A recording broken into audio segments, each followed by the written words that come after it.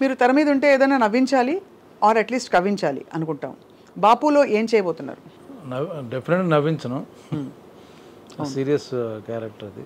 నాకు కొత్తగా ఉంటుంది, డిఫరెంట్ క్యారెక్టర్. ఫాదర్ క్యారెక్టర్ చేయడం, ఏజ్డ్ క్యారెక్టర్ చేయడం, మళ్ళీ నాకో ఫాదర్, ఆయన కథ ఇది యాక్చువల్ బాపు అనేది. ఇప్పుడు ఇంతకీ మీరా బాపు ఆయన?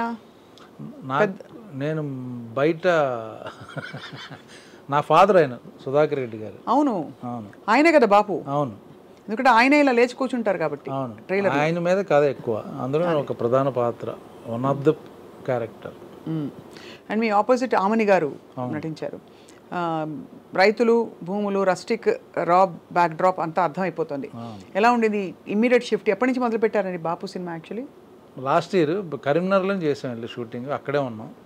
ఈ సినిమా స్పెషాలిటీ ఏంటంటే కథ నచ్చింది, నా క్యారెక్టర్ బాగుంది, కాన్సెప్ట్ బాగుంది, బట్ బడ్జెట్ లేదు సినిమాకి.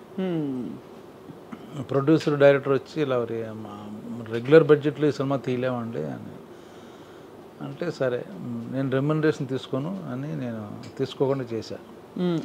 తర్వాత డబ్బులు వస్తే హిట్ అయితే ఇవ్వండి అని చెప్పాను. అలాగే ఈ సినిమాకి ఉన్న ఇంకో స్పెషాలిటీ ఏంటంటే క్యారవాన్స్ వాడలేదు.